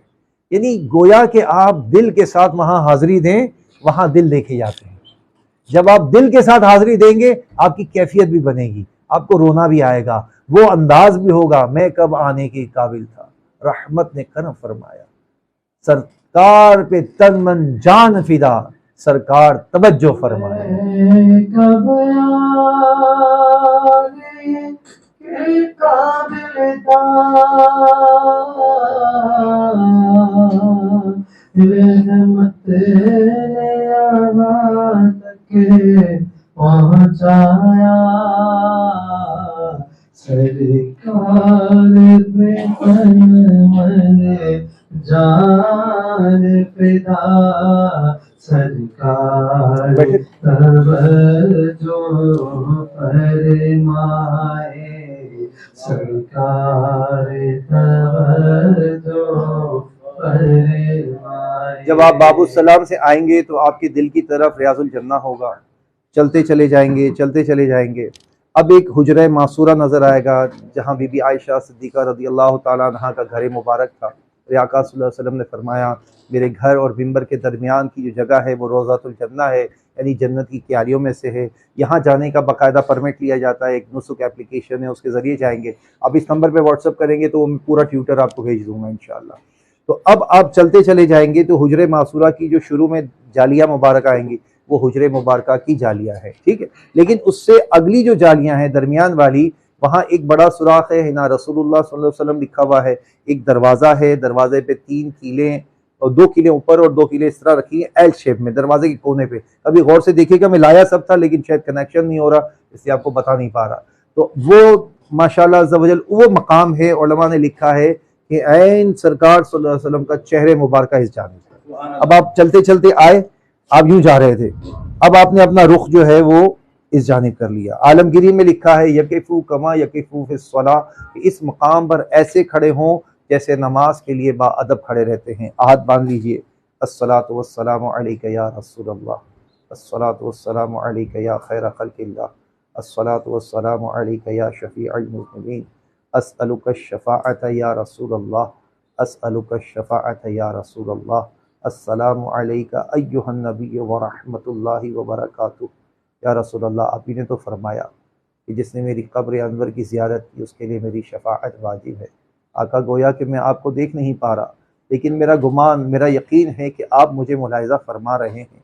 आका, गुलाम हाजिर हो गया, शफ़ाअत कीजिए। अल्लाह ने फरमाया नबी के दरबार पे हाजिर हो जाओ। ऐ अल्लाह, तेरे हुक्म पर अमल करते हुए हाजिर हो गया, मेरे गुनाह सब तेरे सामने हैं, मौला मेरी मग़फ़िरत फरमा दे। या रसूल अल्लाह, मेरी शफ़ाअत कीजिए। ऐ अल्लाह पाक, नबी की शफ़ाअत मेरे हक़ में कबूल फरमा ले। ऐ अल्लाह, मेरी मग़फ़िरत फरमा दे, मेरे वालिदैन की मग़फ़िरत फरमा दे। अब अल्लाह की दरबार में दुआएं की और नबी के दरबार में सलाम अर्ज़ करें, या रसूल अल्लाह, मेरी वालिदा ने भी, मेरे वालिद ने भी, मेरे बच्चों ने भी, बच्चों की अम्मी ने भी, मेरे दोस्त अहबाब ने भी, जिन जिन ने आपकी दरबार में सलाम के लिए अर्ज़ किया, आका सबका सलाम कबूल कर लीजिए। अब सलाम अर्ज़ करने के बाद अब आप यहाँ से थोड़ा सा सीधे हाथ की तरफ होंगे तो एक छोटा सुराख नज़र आएगा, वहाँ लिखा होगा हिना अबू बकर सिद्दीक़ रज़ियल्लाहु तआला अन्हु। वहाँ पर आप सलाम अर्ज़ करें, अस्सलामु अलैका या खलीफतुल मुस्लिमीन, हज़रत अबू बकर सिद्दीक़ रज़ियल्लाहु तआला अन्हु। अब आप थोड़ा सा और सीधे हाथ की तरफ सरकेंगे, छोटा सुराख है, वहाँ लिखा है इना उमर बिन ख़त्ताब रज़ियल्लाहु तआला अन्हु। यहाँ सलाम अर्ज़ करें, या अमीरुल मोमिनीन उमर बिन ख़त्ताब रज़ियल्लाहु तआला अन्हु, अस्सलामु अलैका। अब यहाँ पर आपने सलाम अर्ज़ किया, सलाम अर्ज़ करने के बाद रुक नहीं सकेंगे। अब आप इसी तरह चलते चलते बाबुल बकी से बाहर आएंगे। सामने बकी शरीफ का कब्रिस्तान है, वहाँ हज़रत उस्मान गनी हैं, हज़रत हसन रज़ियल्लाहु तआला अन्हु, बीबी फातिमा ज़हरा है, सरकार सल्लल्लाहु अलैहि वसल्लम की 9 अज़वाज मुतहरा वहाँ मौजूद हैं, बीबी हलीमा दाई रज़ियल्लाहु तआला अन्हा वहाँ पर मौजूद हैं। मेरे आका सल्लल्लाहु अलैहि वसल्लम की 10,000 कमोबेश सहाबा कराम वहाँ मौजूद हैं। उनको सलाम अर्ज़ करें, उनके वसीले से अल्लाह की बारगाह में दुआ करें। मस्जिद में आ जाएँ, मस्जिद में मुख्तलिफ उस्तवाने हैं, मुख्तलिफ एक शान वाला मकाम है, उस मकाम पर आकर आप सलाम अर्ज़ करें। दरबार रिसालत में चारों तरफ से कहीं से भी सलाम अर्ज़ करें, आपकी आवाज़ पहुँचेगी कि अल्लाह पाक के नबी सल्लल्लाहु अलैहि वसल्लम ने फरमाया कि अम्बिया के अजसाम को खाना अल्लाह पाक ने ज़मीन पर हराम करा दिया। नबी अपनी कब्रों में ज़िंदा हैं, रोज़ी दिए जाते हैं। अब आप यहाँ मवाजे पे खड़े होकर सलाम अर्ज़ कर रहे हैं, हालांकि कब्र अनवर कई मकाम पर नीचे जाकर कब्र अनवर है, लेकिन चूंकि आप एक हुक्म है यहाँ पर खड़े होकर सलाम अर्ज़ करेंगे तो यहाँ सलाम अर्ज़ कर लें। यहाँ ज़्यादा देर ना भी रुकने दिया जाए तो थोड़ा सा बाहर की तरफ आ जाएँ, सब्ज़ गुंबद की सीध में आ जाएँ, गोया कि आप अपने आप को मवाजे अक़दस के रूबरू शुमार करें और उस मकाम पर सलाम अर्ज़ करें। आपको अगर पुलिस वाला जाते ही फौरन अभी आपने सलाम अर्ज़ किया ही था और हाजी हाजी करके हटा दे, उलझना किसी से नहीं है, ये उलझने का मकाम नहीं है। इस मकाम पर फिर आ जाएं, आपके लिए तो कितनी आसानियां हैं। हर नमाज के बाद आए, फजर, ज़ोहर, असर, मगरिब, इशा, तहज्जुद, सुबह इशराक चाश के बाद आ जाए, जिस वक्त चाहे दरबार रिसालत में सलाम अर्ज़ करें। अमीर हमज़ा रज़ियल्लाहु तआला अन्हु के दरबार में चले जाएं और वहाँ पर सलाम अर्ज़ करें, और वहाँ पर 70 सहाबा कराम अलैहिम रिज़वान के मज़ारात है। कहा जाता है कि जो इनको सलाम पेश करता है ये भी उसके लिए सलामती की दुआ करते हैं। वो ग़ज़वा वहाँ पर हुआ, जबल उहद का मुक़द्दस मकाम है। लिखा है किताब में कि वहाँ पर हज़रत हारून अलैहिस्सलाम का मज़ार भी है जबल उहद के ऊपर की तरफ, तो वहाँ उनको भी मुखातिब करके सलाम अर्ज़ कर लीजिए। मस्जिद कुबा जाइए, 2 रकात पढ़िए और वहाँ पर उम्रे का सवाब कमाइए। मस्जिद क़िबलतैन जाइए, उसकी ज़ियारत कीजिए जहाँ क़िबले की तब्दीली के मकाम हुआ था। मस्जिद जुमा चले जाइए, वो मकाम है जहाँ इस्लाम का पहला जुमा अदा किया जाता। अच्छा, वहाँ पर और बहुत सारे मकामात हैं। मस्जिद फ़जर है जहाँ मेरे आका सल्लल्लाहु अलैहि वसल्लम ने मस्जिद कुबा से थोड़ा सा आगे जाकर वहाँ नमाज फ़जर अदा की थी, वहाँ पर एक नमाज की बाकायदा जगह। फिर बीर गर्स पे चले जाइए, जिसके बारे में मेरे आका सल्लल्लाहु अलैहि वसल्लम ने फरमाया कि मुझे इसके पानी से गुस्ल दिया जाए, तो मेरे हज़रत अली रज़ियल्लाहु तआला ने उसी पानी से आपको गुस्ल दिया, वो बहुत मुबारक हुआ। आज माशाअल्लाह वहाँ पर मस्जिद का क़याम भी हो गया, नलके भी है, उसका पानी पिए, इतना शीरी पानी है माशाअल्लाह। तो ये मुख्तलिफ ज़ियारतें हैं, जब तक मदीने में रहें इन मकामात से बरकत हासिल करते रहे। लेकिन एक तवज्जो रहे, यहाँ आया क्यों हूँ? अल्लाह के नबी के दरबार में। बस जब रुखसत का वक्त आए, आखिरी रुखसत हो, तो फिर दोबारा हाज़िरी दें। फिर इसी तरह सलातो सलाम अर्ज़ करें, अस्सलातु वस्सलामु अलैका या रसूलल्लाह, अस्अलुका शफ़ाअत या रसूलल्लाह, अलवदा या रसूलल्लाह। गुलाम जा रहा है, आपने करम किया, आपने मदीने में रखा, मुझसे जो कोताहियाँ हुई, ए अल्लाह पाक तेरे नबी के दर का अदब ना कर सका, मुझे माफ़ कर दे। ए अल्लाह पाक मेरे हज को मबरूर फरमा ले, मेरा ये सफ़र आखिरी सफ़र ना हो। आका फिर अपने मदीने में बुलाइएगा, फिर मुझे हाज़री का शरफ अता कीजिएगा। आका आपका गुलाम जा रहा है, गोया के जिस्म जा रहा है, आका मेरे दिल को अपने कब्जे में कर लीजिए। या रसूल अल्लाह उन्जुर हालना, या हबीब अल्लाह इस्मा क़ालना, इन्ननी फी बहरि हम्मिन मुग़रक़ुन खुज़ यदी सहिल लना अश्कालना क़ल्लत हीरती।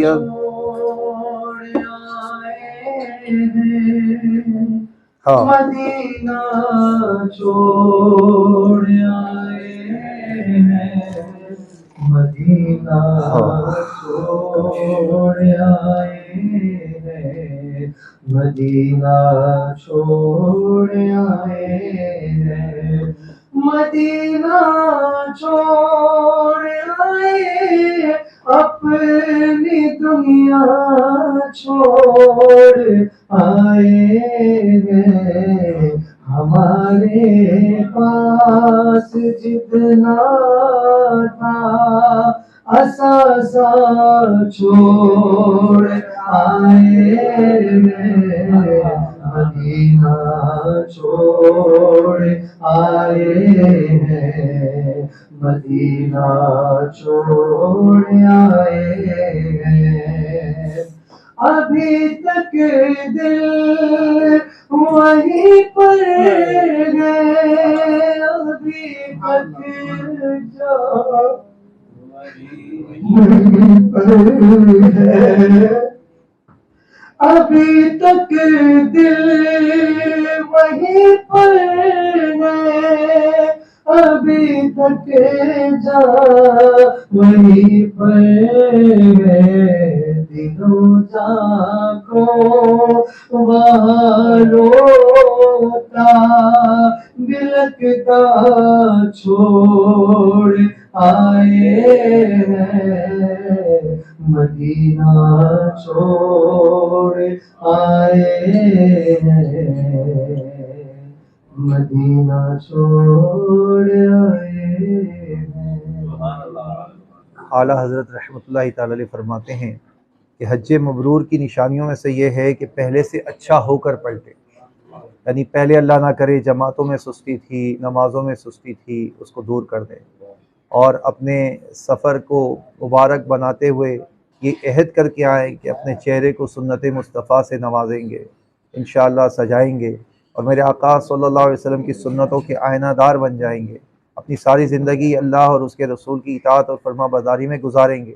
इंशाअल्लाह जब आप यूँ अपनी वापसी करेंगे तो आपके ज़ौक़ में भी इजाफ़ा होगा, शौक़ में भी इजाफ़ा होगा। कदम कदम पर आपको वापसी आने के बाद कभी मदीना याद आएगा, कभी खाने काबा का दीदार याद आएगा, कभी तवाफ़ का, कभी सही का मंज़र याद आएगा, कभी अरफ़ात की वो दुआएं याद आएंगी, कभी मीना का क़याम याद आएगा, कभी मुज़दलिफ़ा की रात याद आएगी और इस तरह इंशाअल्लाह आपका ज़ौक़ बढ़ता चला जाएगा। अल्लाह पाक आपके सफ़र को मबरूर फरमाए और आपको सफ़र में आसानी अता फरमाए।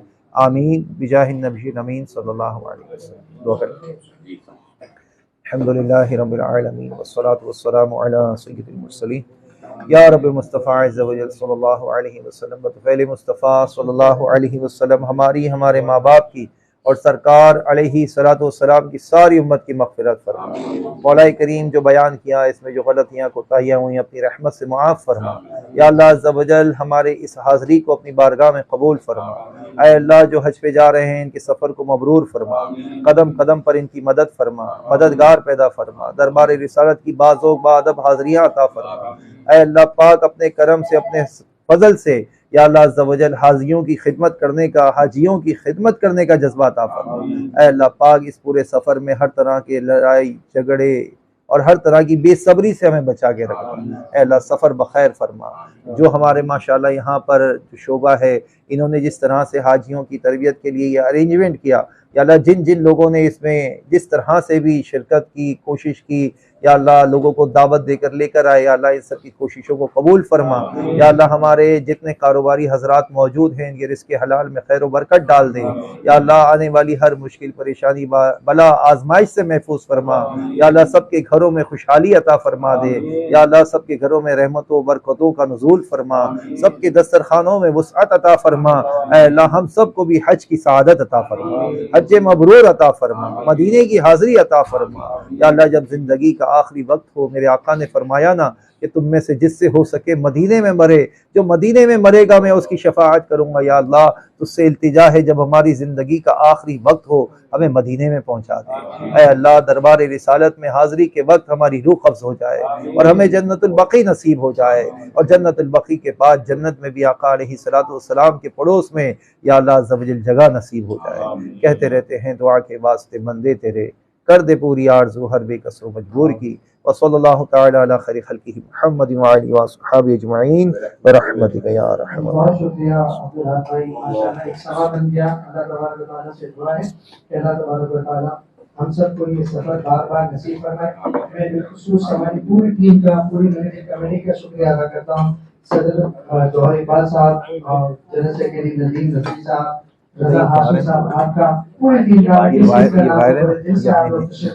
और मेरा आपने हाथ बढ़ाया। अल्लाह ताला आपको जाने की खुशियां नसीब फरमाए। चाहूंगा कि जौहर भाई ने कुछ भी नहीं कहा तो अगर जौहर साहब कह रहे और जौहर साहब हमें जो है रिस्पेक्टेड अब्दुल हक साहब को एक लेटर ऑफ अप्रिसिएशन भी देना चाहिए इंशाअल्लाह। बिस्मिल्लाहिर्रहमानिर्रहीम। मुझे जो है ये सादत नसीब हो रही है, और जो है वो बात ये है कि मैंने बहुत सारे जो है वो प्रोग्राम हज के यहाँ पर जो है वो मुनक्कद कराए भी हैं और किए भी हैं, और ये फैसल कादरी जो है वो हमारे मंजूर शुदा ट्रेनर भी थे, और आप तो मास्टर ट्रेनर हैं गवर्नमेंट के और आप आते रहे। लेकिन आप यकीन जानिए कि जितना सरूर और जितना लुत्फ मुझे आज की इस महफिल में आया है, मुझे मतलब मेरे पास अल्फाज नहीं है। तो हमारे अनीस सभा लाखों साहब, अल्लाह ताला आपको जो है ना वो इसका जरूर जो है अजर भी देगा, और इंशाअल्लाह ताला इस महफिल को कबूल व मकबूल भी फरमाएगा, और हमारे जो हाजी जा रहे हैं उनका भी हज कबूल व मकबूल होगा। और ख़ास तौर पर हमारी डिप्टेरिया जिस तरीके कार से जो है वो चल रही है, इसमें खैर और बरकत भी होगी, पाकिस्तान की भी खैर होगी, और पाकिस्तान के ये हाजी जब वहाँ से लौट कर आएंगे तो पाकिस्तान में इंशाअल्लाह और अजीज खुशहाली होगी इंशाअल्लाह। तो मैं एक दफ़ा फिर अपने जो है अब्दुल अहद साहब का शुक्रिया अदा करता हूँ, और ख़ास तौर पर हमारे जो है फैसल कादरी भाई जो हमारे हमेशा से जो है वो डिप्टेरिया के हज के जो है प्रोग्राम अरेंज कराते रहे। अल्लाह ताला इनको भी जो है वो खैर और बरकत और इनके कारोबार में, और जितने भी लोग हमारे डिप्टेरियन हैं सबके खैर और बरकत और कारोबार में तरक्की अता फरमाए, और इन्हें सेहत तंदुरुस्ती और सबको सेहत तंदुरुस्ती अता फरमाए। और जो लोग आज आए हैं हमारे हाजी हज़रात, उनके लिए जो है डिप्टेरिया की तरफ से, अनीस सभा की तरफ से जो है एहराम का जो है हदिया तोहफतन जो है वो यहाँ है। जो लोग यहाँ आ गए हैं उनको अभी दिया जाएगा, और जो नहीं आ सके हैं उनको इंशाअल्लाह उनके ऑफिस में बताया जाएगा। तो मैं अपनी पूरी मैनेजिंग कमेटी की तरफ से एक तो अब्दुल अहद साहब का शुक्रिया अदा करता हूँ कि ये अपना कीमती वक्त निकाल के, क्योंकि ये गवर्नमेंट के मंजूर शुदा ट्रेनर हैं, इन्हें पूरे कराची में जो है वो जाना होता है हमारी दरख्वास्त पर, आप आते हैं, आपका बहुत बहुत शुक्रिया। अल्लाह ताला आपको इसका जज़ाए खैर देगा, और हम सब जो है वो अरमान रखते हैं, हम सब जो है वो अल्लाह के हुजूर जो है वो लब्बैक कहते हुए जाना चाहते हैं, और हरम शरीफ और रोज़े शरीफ की जो है वो हम चाहते हैं कि बार बार हमारी ज़ियारत हो, हर डिप्टेरियन की ज़ियारत हो, हमारे कारोबार में सब में जो है तरक्की और बरकतें हों।